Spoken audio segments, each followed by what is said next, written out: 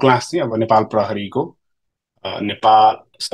प्रहरीको क्लास हो यो। असैर इन्सपेक्टर साथीहरू यहाँ हुनुहुन्छ। हामी यहाँ छलफल गर्दाखेरि असैर इन्सपेक्टर साथीहरूको केही दिन चाहिँ साझा विषय, जस्तै संविधान त साझा विषय हो, क्वेसन पनि उही प्याटर्नबाटै आउँछ, त्यसैले ती विषयहरू चाहिँ हामी सँगै पढ्छौँ, अरू विषयमा चाहिँ हामी छुट्टिएर छलफल गर्छौँ। त्यो भएको हुनाले त्यो त्यो कुरालाई मैले विषय राखेँ। अब म सिधै अब हामी संविधानबाट सुरुवात गर्छौँ। नयाँ साथीहरू हुनुहुन्छ भने, मेरो नाम गोपाल भट्टराई हो।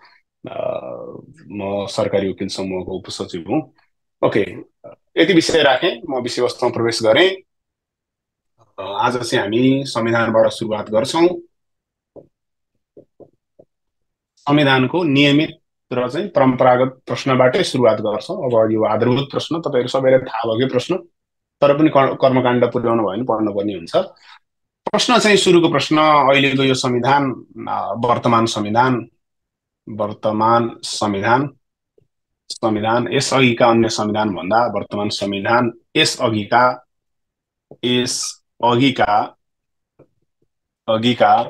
अन्य संविधान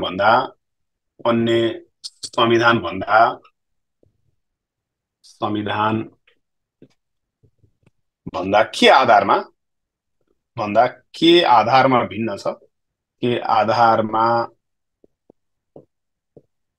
भिन्न छ, यो विषयबाट हामी सुरुवात गर्छौँ।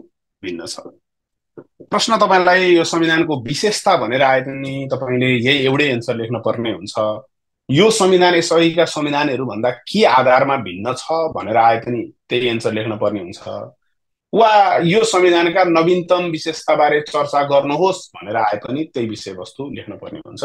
आज हामी त्यो प्रश्नबाट सुरुवात गर्छौँ र पुराना कक्षाहरूबाट पाठ सिक्दै हामी के गर्छौँ त भन्दा, संविधानको जस्तै संविधान धेरै पढ्न पर्ने, तर अङ्कभार जम्मा 5, धेरै आयो भने एउटा प्रश्न, होइन, सिङ्गै चाहिँ भनौँ सिलेबसमा। त्यही भएको हुनाले हामी संविधानका केही महत्त्वपूर्ण विषयहरू चाहिँ पढ्छौँ। अलि बढी फोकस चाहिँ अब कक्षाहरूमा चाहिँ हामी यो कार्यविधि संहिता, जो सेवामा पनि 20 मार्क्सको आउने, यतापट्टि पनि असैका साथीहरूलाई 25 मार्क्सको, इन्सपेक्टर साथीहरूलाई 20 मार्क्सको, भनेपछि करिब चाहिँ कार्यविधि संहिताले ठुलो हिस्सा समेट्ने भएको हुनाले त्यसलाई अलि बढी चाहिँ हामी ध्यान केन्द्रित त्यतातिर गर्छौँ र यसलाई पनि चाहिने जति हामी विषय छलफल गर्छौँ। ओके, अब पहिलो प्रश्नमा जाउँ। वर्तमान संविधान अघिका अन्य संविधान भन्दा यसअघिका जो 6वटा थिए संविधानहरू जारी भए योभन्दा अगाडि, तिनीहरूभन्दा यो के आधारमा फरक छ, के त्यस्तो विशेषताहरू यसमा छन् जसले चाहिँ यो संविधानलाई अन्य संविधान भन्दा पृथक बनाएको छ भन्ने प्रश्न छ। अब यो तपाईँलाई थाहा नै छ, अङ्कभार तपाईँको 5 हो। तपाईँलाई समय करिब 7.94 मिनट जति पर्न जान्छ। एराउन्ड यति मिनटमा तपाईँले चाहिँ यो 5 अङ्कको प्रश्न सिद्ध्याउनु पर्ने हुन्छ। करिब 8 मिनट भनौँ न, तपाईँले घरमा प्र्याक्टिस गर्दा करिब 7 मिनटमा 5 मार्क्सको अङ्क चाहिँ लेखिसक्नु पर्ने हुन्छ। त्यो भएका हुनाले तपाईँले त्यही ढङ्गले प्र्याक्टिस गर्नु होला र हाम्रो नोट पनि त्यही ढङ्गको भन्छ। 5 मिनटमा सिद्ध्याउने, के अरे चाहिँ यो करिब चाहिँ 8 मिनटमा सिद्ध्याउने गरी कति विद्यार्थीले लेख्न सक्छन्, त्यो आधारमा हामीले चाहिँ हरेक प्रश्न लेख्ने, प्र्याक्टिस पनि गर्ने, नोट पनि त्यही ढङ्गले तयार गर्ने भन्ने मेरो अहिले पछिल्लो चरणको मैले त्यसरी सोचेको छु, होइन। ओके, अब यसलाई सुरुवात गरौँ। यो प्रश्न कसरी लेख्छौँ त भन्दा, अब यो प्रश्नमा हामी धेरैचोटि दोहोऱ्याउनु गरेका छौँ। हामी संविधानको चाहिँ परिचयबाट सुरुवात गर्ने गरेका छौँ नि। जस्तै तपाईँलाई सोधिदियो, तपाईँको कुनै विषयमा नेपाल प्रहरीको महानिरीक्षकको भूमिकाबारे उल्लेख गर्नुहोस् भनेर सोधिदियो भने, नेपाल प्रहरी भनेको एक पवित्र महान सङ्गठन हो भन्नेबाट हामी सुरुवात गर्ने हाम्रो बानी छ नि, होइन। यसमा पनि संविधान के हो भन्नेबाट हामी सुरुवात गर्छौँ नि, त्यसो गर्दैनौँ। किन गर्दैनौँ भन्दा हामीसँग जम्मा 5 अङ्कको अङ्कभार छ। त्यसैले विषयवस्तु हरेक प्रश्नमा जे सोधेको छ त्यति 5 अङ्ककोमा चाहिँ है 10 अङ्कको अलिकति भूमिका, अलिकति पृष्ठभूमि तपाईँ लेख्न पर्ने हुन्छ। 5 अङ्कको भनेको जे सोधेको छ त्यो बाहेक दायाँ बायाँ एक रत्ती पनि दायाँ बायाँ नगरिकन लेख्ने प्र्याक्टिस गर्नु होला। यसमा पनि हामी त्यही गर्छौँ। यहाँ सिम्पल के लेख्छौँ भने, सुरुवात चाहिँ 7औं संविधानका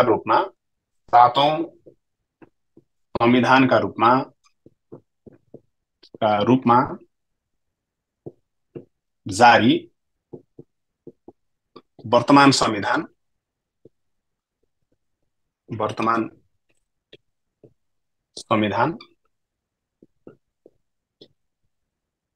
यस अघिका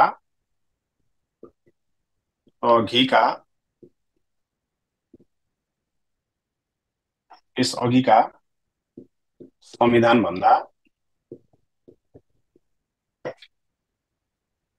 निम्न आधारमा निम्न निम्न आधारमा भिन्न छ। यसरी हामी प्रश्नले जे सोधेको छ त्यतिमा मात्रै चाहिँ रहेर अहिलेको संविधान चाहिँ के आधारमा अरू संविधान भन्दा भिन्न छ भन्नेबाट हामी सुरुवात गर्छौँ। यहाँ हामीले एक लाइन लेखेका छौँ। के लेख्यौँ भन्दा यो 7औं संविधान हो भन्ने चाहिँ हामीले इङ्गित गर्यौँ। यो 7औं संविधान हो र यो संविधान अब जुन जुन विषय म लेख्न खोज्दैछु त्यो आधारमा भिन्न छ भनेर तपाईँले सुरुवात गर्न सक्नुहुन्छ। तपाईँलाई यो सुरुवात मन परेन भने अर्को के लेख्न सक्नुहुन्छ त भन्दा संविधान सभाबाट पहिलोचोटि जारी भएको वर्तमान संविधान यस अहिलेका संविधान भन्दा निम्न आधारमा भिन्न छ, यसरी सुरुवात गर्न सक्नुहुन्छ। वा नेपालको संवैधानिक इतिहासमा सबैभन्दा ठुलो संविधानका रूपमा स्थापित वर्तमान संविधान यस अहिलेका संविधान भन्दा निम्न आधारमा फरक छ भनेर सुरुवात पनि गर्न सक्नुहुन्छ। ओपनिङ स्टेटमेन्ट लेख्दाखेरि चाहिँ यहाँ प्रश्नले मागेकैसित जोडेर लेख्न सक्नुभयो भने राम्रो मानिन्छ। यसरी चाहिँ लेख्नु होला 7औं संविधानका रूपमा, किनभने अरूभन्दा फरक छ नि त, अरू 6औं 7औं होइन। वा संविधान सभाबाट पहिलोचोटि जारी, अरू फरक ढङ्गले आयो, पहिलोचोटि संविधान सभाबाट आयो। वा अहिलेसम्मको बृहत, यसरी तपाईँले सुरुवात गर्न सक्नुहुन्छ। अब जाउँ हामी प्रश्नको मुख्य विषय। ओके, अनि अर्को विषय मैले यहाँ राखेँ। हाम्रा नोटहरू जति पनि नोट तपाईँले पाउनुहुन्छ वा पाइसक्नु भएको छ, पुरानो साथीहरू केही देखेँ मैले 1-2 जना। हाम्रो नोटहरू चाहिँ संविधान कानुनको नोट चाहिँ बुदागत रूपमा छ, यो प्याटर्नमा छ। केही थोरै विषय ओपनिङ स्टेटमेन्ट, थोरै क्लोजिङ र चाहिँ पछिल्लो चरणको नोट है, अरू चाहिँ बुदागत रूपमा नोट तयार पारिएको छ। यहाँ लेख्ने प्याटर्न पनि यही प्याटर्नमा लेख्छौँ। मुख्य भूमिका हामी मुख्य चाहिँ कन्टेन्ट चाहिँ बुदागत रूपमा लेख्न प्रयास गर्छौँ। किन त्यसो गर्छौँ त भन्दा हामीसित समय थोरै छ, कन्टेन्ट धेरै लेख्न पर्ने भएको हुनाले हामी यतातिर यो शैलीमा लेख्ने प्र्याक्टिस गर्छौँ। यो मेरो अनुभवको आधारमा मैले अधिकृत पास गर्दा चाहिँ यो प्याटर्नमा लेख्थेँ र अहिले पनि यही ढङ्गको प्याटर्न फलो गर्छु। त्यो आधारमा मलाई चाहिँ राम्रो लाग्ने प्याटर्न यो हो। त्यसैले चाहिँ मैले ओपनिङ स्टेटमेन्ट अलिकति, सुरुवात अलिकति प्याराग्राफमा, क्लोजिङ अलिकति, निष्कर्ष अलिकति प्याराग्राफमा, बाँकी जति पनि कन्टेन्ट छन् हामी सबै चाहिँ बुदागत रूपमा लेख्छौँ। एकजना साथी कमेन्ट आएको छ, केही साउन्डहरूमा केही समस्या छ भने भन्नु होला। के आयो, सिलेबसको बाहिरको क्वेसन आउँदो रहेछ सर। ओके, अब रमाइलो कुरो के छ भने एकजना साथीले राख्नु भएको छ राम्रो प्रश्न। यो हाम्रो नेपाल प्रहरीकोमा चाहिँ कहिलेकाहीँ यस्ता प्रश्नहरू आइरहेको देखिन्छ। जस्तो अहिले पनि यो एउटा प्रश्न, कानुनको प्रश्न सिलेबस बाहिर आयो। पहिला पनि मैले पहिला क्लासहरूमा भन्थेँ, जस्तै यो फौजदारी न्यायका मान्य सिद्धान्त भन्ने सिलेबसमा पर्दैन तपाईँहरूको। त्यो जुन उसले दिएछ भाग 2 को परिच्छेद 2 बाट पढ्नुहोस् भनेर भन्छ होइन, त्यसमा त्यो पर्दैन, तै पनि सोधिदिइरहेछ। त्यसैले कहिलेकाहीँ चाहिँ त्यसरी सोध्छ। अब अहिले त्यो यातना दिएर सूचना सङ्कलन गर्ने कुरा पनि हाम्रो सिलेबसभित्र पर्थेन, तै पनि सोधिदियो। अब त्यो रिस्क त रहन्छ जहाँ पनि, तैपनि अब त्यो भनेर सबै अपराध संहिता वा सबै कार्यविधि संहिता पढ्न सम्भवै छैन। दिएको सिलेबस पढेर जाने, तपाईँलाई सिलेबस आउट अफ सिलेबस लाग्छ, अरूलाई पनि लाग्छ, किनभने कसैले पनि पढाएको छैन नि त। त्यसैले चाहिँ केही त्यसमा समस्या छैन। ओके, ल अब हामी सुरुवात गऱ्यौँ। यो संविधान यस अहिलेका संविधान भन्दा किन भिन्न छ भन्ने 5-6वटा पोइन्ट हामी लेख्छौँ अनि छलफल गर्छौँ। प्रदेश स्तरीय, यहाँ म किवर्डहरू मात्र लेख्छु, कम्प्लिट सेन्टेन्स हाम्रो सानो भएको हुनाले हामी आउँदैनौँ। सरकारी कामकाजको भाषा, सरकारी भाषा। ओके, पहिलो यो संविधान यस अहिलेका संविधान भन्दा किन भिन्न छ त भन्दा एउटा भिन्नता चाहिँ के हो भने प्रदेश स्तरीय सरकारी कामकाजको भाषा तोक्न सकिन्छ।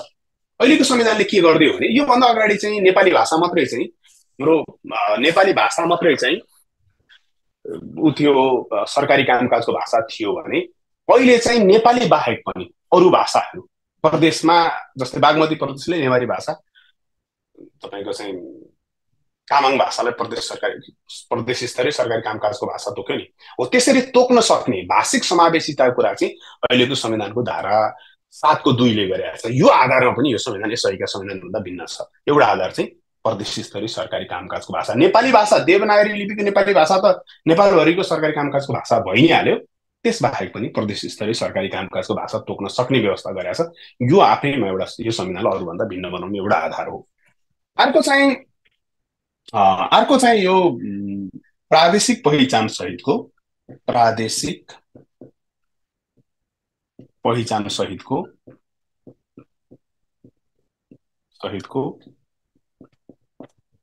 एकल सङ्घीय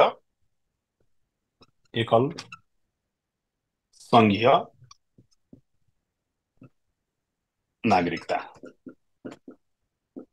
अर्को यो संविधानलाई अरूभन्दा भिन्न बनाउने अर्को आधार भनेको यो चाहिँ नागरिकता। जस्तै अहिले चाहिँ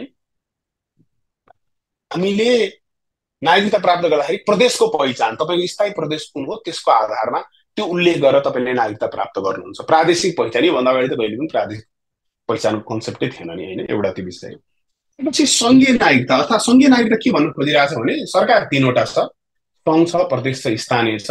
त्यो तीनवटा सरकार मध्ये सङ्घीय सरकारले मात्रै नागरिकता दिन्छ, अरूले नागरिकता दिँदैन। होइन, भारतमा जस्तो, भारतमा त्यत्र प्रदेशहरू छन् नि, के अरे राज्यहरू छन् नि, तर भारत गणराज्यले मात्रै नागरिकता दिन्छ। हो त्यस्तो एकल सङ्घीय नागरिकता, एउटा यो कुरा गर्यो। अब यसको कन्टेक्स्ट मैले पुरानो क्लासमा पनि दिने गरेको, जस्तै स्विजरल्यान्डमा तपाईँको 26वटा क्यान्टोन छ, हाम्रो जस्तै राज्य भने जस्तै त्यो क्यान्टोन छ। ती प्रत्येक क्यान्टोनले चाहिँ नागरिकता दिन्छ। सङ्घको नागरिकता, स्विस फेडरेसनको नागरिकता छुट्टै छ, क्यान्टोनको नागरिकता छुट्टै छ। त्यसै गरी त्यहाँ नगरपालिकाहरू छन्, 2131वटा चाहिँ एराउन्ड नगरपालिका छन्, तिनीहरूले छुट्टै चाहिँ नागरिकता दिन्छन्।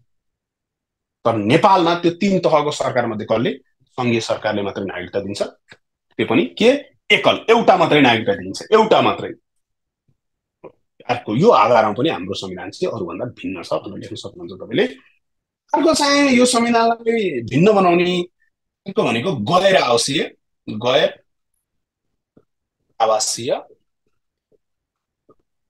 नागरिकता।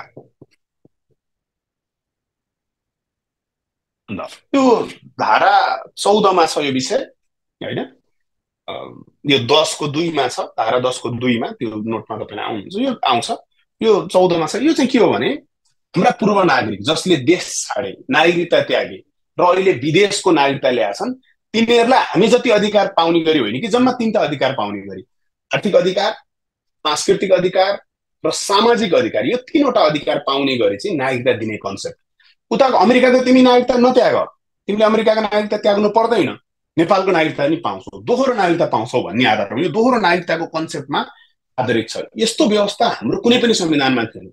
जस्तै यो संविधान आउनुभन्दा अगाडि चाहिँ यो गैर आवासीय नागरिक सम्बन्धी ऐन 2064 थियो। त्यो 64ले आइडी कार्ड दिने भन्थ्यो, नागरिकता दिने भन्थेन, होइन, आइडी कार्ड दिने भन्थ्यो। अहिले बल्छी नागरिकता दिने, त्यो पनि कस्तो अधिकार सहित? आर्थिक, सामाजिक, सांस्कृतिक अधिकार सहित नागरिक नै मान्ने, उताको नागरिकता नत्यागिकन। हाम्रा पूर्व नागरिकहरू जो 3 पुस्ताभित्र नेपाली पूर्व नागरिकहरू थिए, पूर्व नागरिक जन्म र वंशजका आधारमा पूर्व नागरिक थिए र सार्क मुलुकमा उनीहरू बसोबास गरेका छैनन् भने त्यस्ता पूर्व नागरिकलाई चाहिँ नागरिकता दिने भन्ने यो कन्सेप्ट हाम्रो लागि नयाँ हो। यो आधार, यो संविधानलाई अरूभन्दा फरक बनाउनु पनि एउटा चाहिँ आधार हो। अर्को कहाँसम्म देखिन्छ है, यहाँ अब स्क्रिन साइज कारणले। अर्को चाहिँ यो आमा वा मैले बाबुको नाममा लैङ्गिक पहिचान सहितको